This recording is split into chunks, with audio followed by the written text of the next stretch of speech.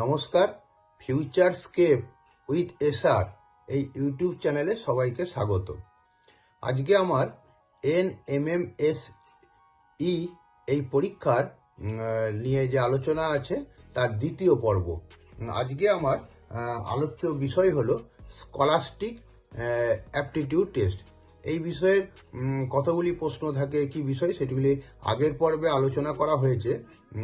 আজকে আমি এই স্যাটের ম্যাথামেটিক্স পার্টটা নিয়ে আলোচনা করব। এতে এই ম্যাথামেটিক্স পার্টে সবাই জেনে থাকবে যে এতে 20টি প্রশ্ন থাকে এবং এই 20টি প্রশ্নের মধ্যে 10 থেকে 12টি প্রশ্ন কিন্তু বেশ ভালো মানের হয়। তাদের কাঠিন্য দিক থেকে যদি বিচার করি তাহলে সেটা বেশ ভালো মানের হয়, অর্থাৎ আমরা স্কুলে যে অঙ্কগুলি সচরাচর করে থাকি তার থেকে কিন্তু একটু আলাদা হয়। সেই জন্যে অঙ্ক পাঠটাতে ভালো ফল করবার জন্য একটু বেশি করে নজর দিতে হবে, বা অন্যান্য আমাদের যে প্রথাগত বইগুলি আছে তার থেকেও বাইরের কিছু বই অভ্যাস করতে হবে। এখানে সেই জন্য আমি বলবো যে অঙ্কের বিষয়টি আমি কি ধরনের অঙ্ক আসতে পারে বা প্রবলেম আসতে পারে সেটি আমি আলোচনা করব। সেই জন্যে পুরো ভিডিওটি শেষ অবধি দেখবে এবং এই NMMSE পরীক্ষা NMMSE পরীক্ষার জন্য যে আগামী যে ভিডিওগুলি আসবে সেটিও তাহলে দেখতে পাবে এবং সাবস্ক্রাইব করে রাখবে। তা আমি প্রথমেই যে এক এক করে প্রবলেমগুলি বলবো বা যেগুলি আসার সম্ভাবনা আছে সেটি নিয়ে আলোচনা করব। সেটি হচ্ছে, প্রথমেই আমি পার্সেন্টেজ বা শতাংশ অঙ্ক যে ধরনের আসতে পারে সেটি নিয়ে আমি আলোচনা করব। এই পার্সেন্টেজ বা শতাংশে সাধারণত দেখা গেছে এরকম একটি অঙ্ক আসে বা আসার সম্ভাবনা আছে, যেমন এ এর আয় বি এর আয়ের থেকে 10% বেশি হলে বি এর আয় এ এর থেকে কত শতাংশ কম হবে। বা বলা হলো চিনির দাম 10% বৃদ্ধি পেয়েছে, গৃহস্থকে চিনি বাবদ খরচ কমাতে গেলে কত শতাংশ চিনির ব্যবহার কমাতে হবে। এই ধরনের অঙ্কগুলোর ক্ষেত্রে একটি বিখ্যাত নিয়ম আছে বা সূত্র আছে যেটি ব্যবহার করলে অঙ্কটি অনেক সহজে হয়। যেমন সেই সূত্রটি হলো R/100 + R%। আর অর্থাৎ যে পার্সেন্টেজটা অঙ্কে দেওয়া আছে সেটি এখানে আর এর মান। চিনির দাম যেমন এ এর আয় বি এর থেকে 50% বেশি, তাহলে আয়ের মান হলো, আর এর মান হলো 50, শুধু 50 বলবে, নট 50%। R/100 + R × 100। একইভাবে দেখা যায় এই পার্সেন্টেজের চ্যাপ্টারের অঙ্কের ক্ষেত্রে, যেমন বলবে কোনো শহরের লোক সংখ্যা প্রথম বছর 10% বৃদ্ধি পেল, পরের বছর 20% বৃদ্ধি পেল, তাহলে 2 বছর পর লোক সংখ্যা কত গিয়ে দাঁড়াবে। বা একটি জিনিসের দাম প্রথমে 10% বাড়ানো হলো, পরে আবার 20% বাড়ানো হলো, তাহলে জিনিসটির বর্তমান দাম কত। এরকম যদি দুইবারই বাড়ে তাহলে আরেকটি নিয়মে করা যেতে পারে। যেহেতু কম্পিটিটিভ পরীক্ষা, এই জাতীয় জিনিসগুলি ব্যবহার করলে অঙ্কটি সহজ হবে এবং সময়ও অনেক বাঁচবে। দুবারই যদি বাড়ে, ইনক্রিজ করে, তাহলে যে নিয়মে করতে হবে সেটি হলো x + y + xy/100। x + y + xy/100। যদি একবার বাড়ে একবার কমে তাহলে x - y - xy/100। ওই xy এর নিচে 100 থাকবে, অর্থাৎ xy লবে থাকলে তার হরে থাকবে 100। x + y এগুলো সিঙ্গেল আছে, x + xy/100, এটি মনে রাখতে হবে। আবার এই একটি বিখ্যাত অঙ্ক আছে, যেমন কম্পিটিটিভ পরীক্ষায় আসে। আমি যেগুলো বলছি সেগুলো কিন্তু কম্পিটিটিভ পরীক্ষায় এই ধরনের অঙ্কগুলি আসে। যেমন একটি বর্গক্ষেত্রের বাহুর দৈর্ঘ্য 10% বৃদ্ধি পেলে ক্ষেত্রফল কত শতাংশ বৃদ্ধি পাবে। এটি আয়তক্ষেত্রের ক্ষেত্রেও প্রযোজ্য। যেমন আয়তক্ষেত্রের দৈর্ঘ্য সেক্ষেত্রে বলে দেবে 10% বৃদ্ধি পেলে ক্ষেত্রফল কত শতাংশ বৃদ্ধি হবে। বৃত্তের ক্ষেত্রে সেটিও অ্যাপ্লিকেবল। যেমন বৃত্তের ব্যাস বা ব্যাসার্ধ 10% বৃদ্ধি পেলে ক্ষেত্রফল কত শতাংশ বৃদ্ধি পাবে। এক্ষেত্রে একটি বিখ্যাত আমরা রুল প্রয়োগ করি, সেটি হলো 2x + x²/100। 2x + x² এর শুধু x² এর নিচে 100 হবে, অর্থাৎ x² লবে থাকলে 100টা হরে থাকবে। এই দিয়ে আমরা যে পরিমিতি যে সমস্ত আছে ফিগারগুলো তার কিন্তু ক্ষেত্রফল খুব সহজেই বার করতে পারি। এইবার আসবো, যেমন লাভ ক্ষতি ক্রয় মূল্য একটি অঙ্ক সাধারণত ছোটদের কম্পিটিটিভ পরীক্ষা আসে। যেমন ক্রয় মূল্য বিক্রয় মূল্যের অনুপাত 7:8 হলে লাভ কত শতাংশ হবে। ক্রয় মূল্য বিক্রয় মূল্যের অনুপাত 7:8। আবার বলছি লাভের শতাংশ কত পার্সেন্ট। বা বলা হলো একটি জিনিসকে প্রথমে 10% লাভে বিক্রি করা হলো, পরে আবার 10% ক্ষতিতে বিক্রি করা হলো, তাহলে মোটের ওপর কি প্রভাব পড়বে বা মোটের ওপর কি দেখা যাবে। এক্ষেত্রে যদি সেম পার্সেন্টেজ বাড়ে বা সেম পার্সেন্টেজ কমে, তাহলে অলওয়েজ ক্ষতি হবে বা অলওয়েজ কমবে। আবার বলছি সেম পার্সেন্টেজ বাড়লে বা সেম পার্সেন্টেজ কমলে অলওয়েজ ক্ষতি হবে বা কমবে। কতটা ক্ষতি হবে বা কতটা কমবে সেটার জন্য একটা বিখ্যাত নিয়ম আছে, x²/100। এক্স মানে হচ্ছে ওই যে পার্সেন্টেজটা বেড়েছে বা কমেছে, x²/100।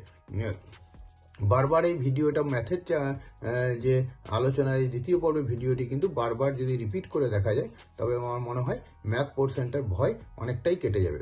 এরপর আমরা আসছি যে একটা অনুপাতের ক্ষেত্রে একটা অঙ্ক কম্পিটিটিভ পরীক্ষা আসে, যেমন সমান দিয়ে সমান দেওয়া থাকলো, তার থেকে অনুপাত কি করে বার করবো। যেমন আমি বলতে পারি 2a = 3b = 5c হলে a:b:c সমান কত। সমান থেকে অনুপাত বার করা, এক্ষেত্রে a:b:c হবে সমান যদি থাকে তাহলে একবারই অনন্য করে লেখা যাবে, উল্টে দেওয়া যাবে। 2a = 3b = 5c মানে a:b:c সমান 1/2 1/3 1/5। এবার হরগুলো লসাগু করে সেই লসাগু দিয়ে গুণ করলে অনুপাতটা পূর্ণ সংখ্যায় চলে আসবে। 2a = 3b = 5c, তাহলে হয়ে যাবে। অনুপাত বার করতে গেলে সরাসরি উল্টে দিতে হবে, নিয়ে লসাগু করে গুণ করে দিতে হবে। আবার একটা অঙ্ক থেকে a:b = 2:3 হলে এবং b:c = 4:5 হলে a:b:c সমান কত। এইগুলো হচ্ছে অনুপাতের চ্যাপ্টারে খুব কমন এবং খুব বিখ্যাত অঙ্ক, তাহলে এই অঙ্কটাও দেখে রাখতে হবে। তারপরে আসবো যে সেটা হচ্ছে গড়ের ক্ষেত্রে। গড়ের ক্ষেত্রে যেমন বলা হলো বাড়ি থেকে স্কুল এলো একটা 10 কিমি/h বেগে, বা স্কুল থেকে যখন বাড়ি যাচ্ছে তখন 5 কিমি/h বেগে, তার গড় বেগ কত। সেই ক্ষেত্রে গড় বেগের একটি সূত্র কিন্তু অবশ্যই মনে রাখতে হবে, 2xy/x + y। 2xy/x + y, এখান থেকে এই সূত্রটাকেই প্রয়োগ করে বলতে পারে যে দূরত্ব কত। বেগটা দেওয়া থাকলো, তাহলে বাড়ি থেকে স্কুলের দূরত্ব কত, এই সূত্রটা থেকেই কিন্তু সেই অঙ্কটি হবে। তাহলে গড় বেগের সূত্র হলো 2xy/x + y। এখানে একটা কথা বলা যেতে পারে, এই গড় বেগের ক্ষেত্রে অনেকেই কিন্তু সাধারণ যে গড় বার করা সেটিকে প্রয়োগ করে দেয়। গড় বেগের ক্ষেত্রে মানে দুটো বেগ দেওয়া থাকলো, তাহলে গড় বেগ হয়ে গেল ওই দুটোকে যোগ করে 2 দিয়ে ভাগ। সাধারণ গড়ের ক্ষেত্রে যা নিয়ম আছে সেই সূত্রটাকে প্রয়োগ করে। এক্ষেত্রে বেগের ক্ষেত্রে কিন্তু সেটি কখনোই প্রযোজ্য নয়, কারণ বেগ মানে হচ্ছে দূরত্ব বাই সময়। সুতরাং গড় বেগ হচ্ছে 2xy/x + y। তারপরে হয়তো আরেকটি অঙ্ক প্রায় দেয় আর কি, এই অঙ্কটি তো প্রায় প্রতি বছরই আসে। সে বহুভুজের কর্ণ সংখ্যা দেওয়া থাকবে, নিয়ে বলবে বাহু সংখ্যা কত, বা ঘুরিয়ে বলবে বহুভুজের বাহু সংখ্যা দেওয়া হলো, বলবে কর্ণ সংখ্যা কত। এক্ষেত্রে যে সূত্রটি আছে n × ব্র্যাকেটের মধ্যে n-3/2, এটা হলো কর্ণ সংখ্যা, n × n-3/2। এবার যেমন কর্ণ বলবে বা বাহু বার করতে দেবে, এই সূত্রটির মাধ্যমে কিন্তু সেই অঙ্কটি করা যায়। n × n-3/2 হলো বহুভুজের কর্ণ সংখ্যা। এইবার আরেকটি অঙ্ক দেখে যেতে হবে, সুষম বহুভুজের অন্তঃকোণগুলির সমষ্টি দিয়ে বহুভুজের বাহু সংখ্যা বার করতে দেবে। অর্থাৎ সুষম বহুভুজের অন্তঃকোণগুলির সমষ্টি n-2 × 180 ডিগ্রি।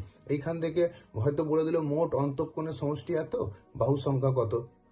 এবার এইখান থেকে একটা অঙ্ক আসে, অঙ্ক হয় আর কি, বা পরীক্ষায় আসে, অন্তঃকোণ ও বহিস্থকোণের অনুপাত দিয়ে দিল, বলে অন্তঃকোণ ও বহিঃকোণের অনুপাত হচ্ছে 2:3, তাহলে বহুভুজের বাহু সংখ্যা কত। 2:3 মানে এখানে 2x + 3x = 180 ডিগ্রি, নিয়ে x এর মান বার করতে হবে, নিয়ে বহিঃকোণটা বার করতে হবে।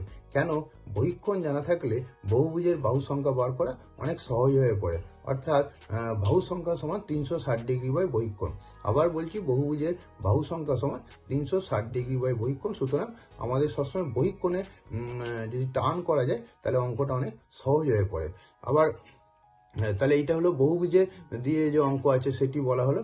তাছাড়া আর যে জিনিসগুলি ভালো করে দেখে রাখতে হবে, A plus B plus C whole স্কোয়ারের সূত্রটি ভালো করে দিতে হবে। এই সূত্রটিকেই সাধারণত উল্টে পাল্টে একটি অঙ্ক আসে, A plus B plus C whole square সমান যে সূত্রটি আছে x square plus B square plus C square plus 2 into A B plus BC plus C, এইটিকে ভালো করে রপ্ত করতে হবে। বা স্কোয়ারের যে সূত্র আছে এ স্কোয়ার প্লাস বি স্কোয়ার, হ্যাঁ, বা এ কিউব প্লাস বি কিউব, এই সূত্রগুলো দিয়েও কিন্তু অঙ্ক আসে, দেখা গেছে বিগত বছরগুলিতে। পূর্ণবর্গ, আরেকটি জিনিস জানতে হবে, পূর্ণবর্গ রাশিগুলির সমষ্টি শূন্য হলে সেগুলি যে পৃথক পৃথকভাবে শূন্য হয়, এই ধারণাকে প্রয়োগ করে অঙ্ক আসতে পারে। যেমন 2x minus 3 whole square plus একটা বললো 3y মাইনাস 5 হোল স্কোয়ার, একটি রাশি দিয়ে দিল সমান 0, মানে এইগুলি সব আলাদা আলাদাভাবে শূন্য হবে। এখান থেকে আরেকটা রাশিমালা দিয়ে মান বার করতে দিতে পারে। আরেকটি অঙ্ক আসতে পারে, বা এই ধরনের জিনিসগুলো জানতে হবে, A cube plus B cube plus C cube সমান 3abc হয়। কখন হয়? যখন একটি শর্ত আছে A plus B plus C সমান 0 হয়। A plus B plus C সমান 0 হলে A cube plus B cube plus C cube সমান 3abc। এইটিকে প্রয়োগ করেও কিন্তু অঙ্ক সাধারণত আসতে পারে, বা এটি জানাও দরকার এই ধরনের পরীক্ষা দিতে গেলে। সূচকের চ্যাপ্টার থেকে অঙ্ক থাকবেই থাকবে, একাধিক অঙ্ক থাকবে। সেক্ষেত্রে সূচকের চ্যাপ্টারে যে ছোট ছোট ভালো অঙ্কগুলি আছে সেগুলি দেখতে হবে। খুব সহজ, খুবই ইজি সূচকের চ্যাপ্টার থেকে জেনারেলি আসে না, সেই জন্য সূচকের চ্যাপ্টারের ছোট ছোট ভালো অঙ্কগুলি, স্ট্যান্ডার্ড অঙ্কগুলি দেখতে হবে। এবং এক্ষেত্রে আমি সাজেস্ট করব, 9-এর বইয়ে যে সূচকের চ্যাপ্টারটি আছে প্রথমেই, সেখানে যে ছোট ছোট ভালো অঙ্কগুলি আছে সেগুলি দেখে রাখলে আমার মনে হয় কাজে আসবে, বা কমন পাওয়ারও সম্ভাবনা থাকে। তাহলে 9-এর বইয়ে সূচকের চ্যাপ্টারটি দেখে রাখতে হবে। গড় চ্যাপ্টারটি ভালো করে করতে হবে, যেটাকে অ্যাভারেজ বলা হয়। হ্যাঁ, এখানে তো গড়ের যে যেমন করে গড় থেকে সমষ্টি বার করে যে অঙ্কগুলি হয় সেগুলি দেখতে হবে। তাছাড়াও স্বাভাবিক সংখ্যার যে ন্যাচারাল নাম্বার 1 থেকে শুরু, স্বাভাবিক সংখ্যার যোগফলের সূত্র তোমরা জেনে রাখো, n into n plus 1/2, n into n plus 1/2। এইখান থেকে সুতরাং স্বাভাবিক সংখ্যার এই যোগফলের সূত্রটা মনে রাখতে হবে, এবং একই সংখ্যা মনে রাখতে হবে স্বাভাবিক সংখ্যার গড় হলো n প্লাস 1/2। হয়তো বলে দিল প্রথম 100টি সংখ্যার, প্রথম 100টি স্বাভাবিক সংখ্যার গড় কত, তখন অত কিছু করার দরকার নেই। ওই গড়ের সূত্র হচ্ছে স্বাভাবিক সংখ্যা n প্লাস 1/2, অর্থাৎ 100 প্লাস 1/2, 101/2 নিয়ে যেটি হবে সেটি হবে উত্তর। বা বলে দিলে জোড় সংখ্যার সমষ্টির সূত্র হলো n স্কোয়ার, জোড় সংখ্যার সমষ্টি। তাহলে জোড় সংখ্যার গড় হলো, শুধু গড় হলো n। যদি বলে 50টি জোড় সংখ্যার গড় কত, তার মানে গড়ই উত্তর হয়ে যাবে ওই 85। হ্যাঁ, তাহলে এইটি একটি অঙ্ক হতে পারে। বা কখনো বলে দিল স্বাভাবিক সংখ্যাগুলি দিয়ে একটা অঙ্ক আসতে পারে, যে গড় এত, স্বাভাবিক সংখ্যাগুলি পরপর, তারপরে বললো যে পরপর 5টি সংখ্যার গড় এত। তাহলে পরপর যখন সংখ্যা বলে তখন সংখ্যাগুলিকে এরূপভাবে চুজ করতে হয়, x প্লাস 1, x প্লাস 2। বা বলে দিল পরপর 4টি জোড় সংখ্যার গড় হলো এত, তার মানে জোড় সংখ্যাগুলি তখন ধরে 2x প্লাস 2, 2x প্লাস 4। বা বিজোড় সংখ্যা বললো পরপর 2x প্লাস 1, 2x প্লাস 3। শুধু জোড় বা বিজোড় যদি পরপর 4টি জোড় 4টি বিজোড় বলে, সেক্ষেত্রেও এই ধরনের চ্যাপ্টারের অঙ্কগুলিকে x প্লাস 2, x প্লাস 4 ধরেও করা যায়। তাহলে স্বাভাবিক সংখ্যা x প্লাস 1, x প্লাস 2, আর জোড় সংখ্যা বিজোড় সংখ্যা যেটা বলা হলো সেই দিয়ে জেনে রাখতে হবে, এবং জাতীয় অঙ্ক আসতে পারে। কাজের চ্যাপ্টারে এরকম অঙ্ক আসতে পারে, এ বি এর থেকে 50% বেশি দক্ষ, বি এর একটি কাজ করতে 50 দিন লাগলে এ ওই কাজটি করতে কত দিন লাগে। আবার বলছি, এ বি এর থেকে 50% বেশি দক্ষ, বি এর একটি কাজ 50 দিন লাগলে এর কাজ করতে কতদিন লাগবে। এক্ষেত্রে সহজ নিয়ম আছে, 50% বেশি দক্ষ মানে 100/150 ইন্টু 50 করে দিলেই হবে। 100/150, 150 লেখা হলো 50% বেশি দক্ষ বলে, ইন্টু 50, বি যত দিনে কাজটি করে। আবার এ একটি কাজ করে 10 দিনে, বি একটি কাজ করে 12 দিনে, সি করে 15 দিনে। বললো 3 জনে একত্রে কাজটি করলে কত দিনে কাজটি শেষ হবে। এই ধরনের অঙ্ক দেখে রাখতে হবে। বা এ ও বি একটি কাজ যথাক্রমে 10 ও 12 দিনে করে, কাজ শেষ হওয়ার 2 দিন আগে এ চলে গেল, তাহলে কাজটি শেষ করতে কত দিন লাগবে। এই অঙ্কটিও ভালো অঙ্ক, এই অঙ্কটি দেখে রাখতে হবে। তারপরে আরেকটি বিখ্যাত অঙ্ক আছে, 5টি বিড়াল 5 দিনে 5টি ইঁদুর ধরতে পারলে 10টি বিড়াল 10 দিনে কয়টি ইঁদুর ধরতে পারবে, বা 10টি বিড়ালে 10টি ইঁদুর ধরতে কত সময় লাগবে।